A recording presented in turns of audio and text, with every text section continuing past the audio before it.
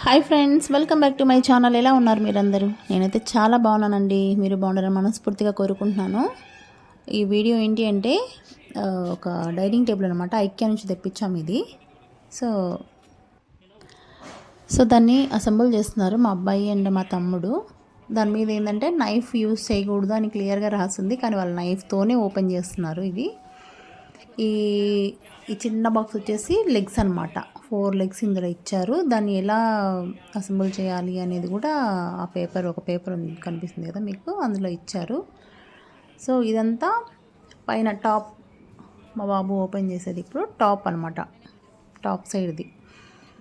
So దాన్ని అంటే మంచిగా నీట్గా ప్యాక్ చేసి ఇచ్చారండి.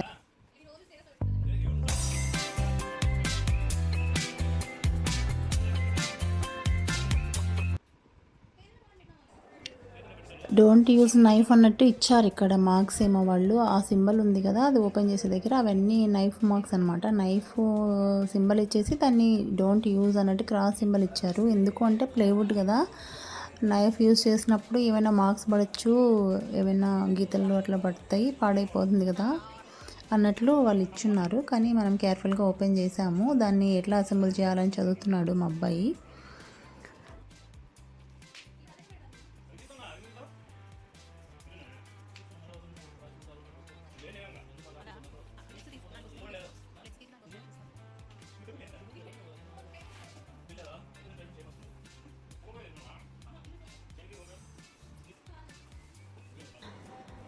ఇందులో లెగ్స్ ఇచ్చారు, 4 లెగ్స్ 4 సైడ్స్కి.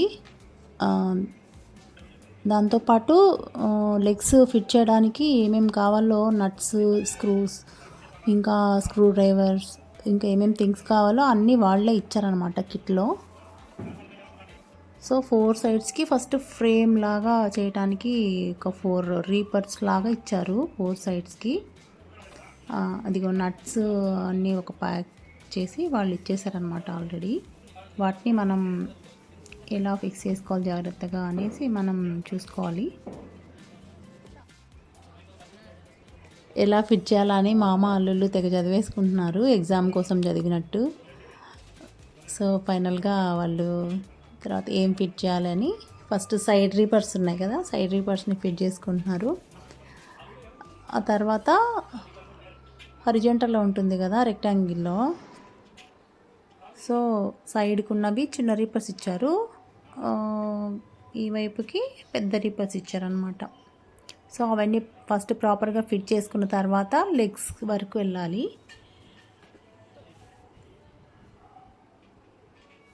సో ఫిట్ చేయడానికి అయితే కిట్ అంతా వాళ్ళే ఇచ్చారు. దీని కాస్ట్ ఎంత ఉండొచ్చో మీరు గెస్ చేసి కామెంట్ చేయండి. ఎంత అనుకుంటున్నారు, ఎంతైతే వర్త్. అది కాకుండా ఈ మోడల్ అయితే చాలా బాగుంది.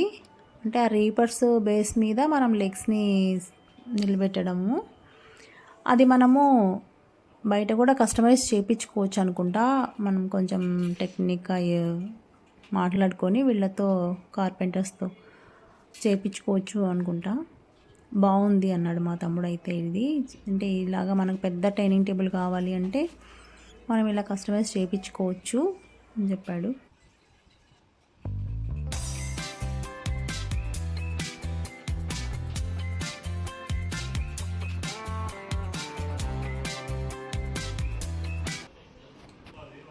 కింద మీద పడి దాన్ని ఫిట్ చేస్తున్నారు పాపం.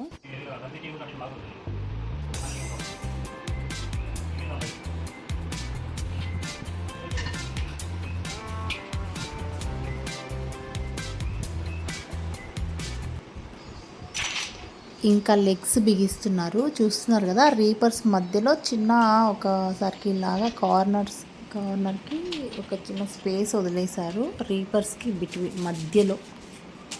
సో ఆ మధ్యలో ఇవి ఫిట్ చేస్తున్నారు.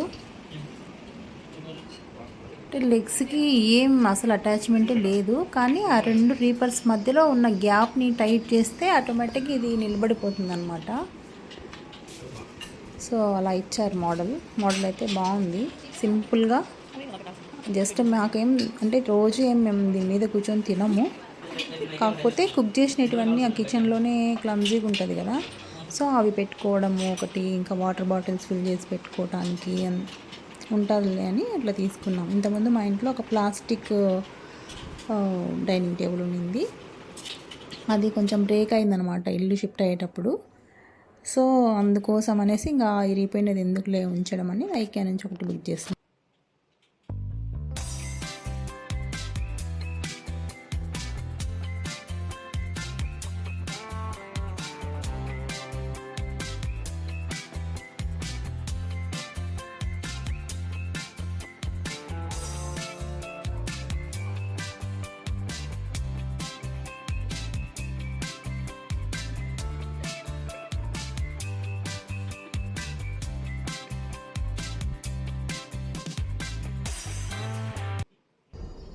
ఫైనల్గా ఇలా వచ్చిందనమాట. టేబుల్ ఫిక్స్ చేసినాక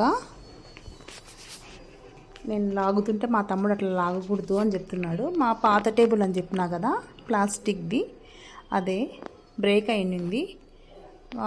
ఆ టేబుల్ పక్కన కొంచెం చెత్తగా ఉంటే సరే క్లీన్ చేద్దామని చీపురు తెచ్చి క్లీన్ చేసి ఇంకా కొత్త టేబుల్ పెడుతున్నాము.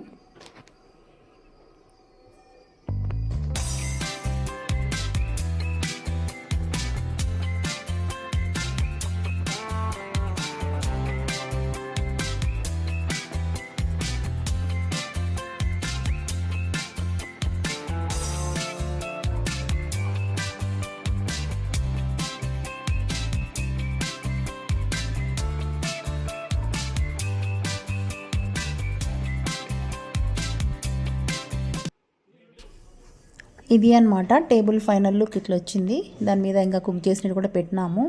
చైర్స్ తీసుకోలేదు, చైర్స్ ఈసారి తీసుకుందాం లేని ఇప్పుడు తీసుకోలేదన్నమాట.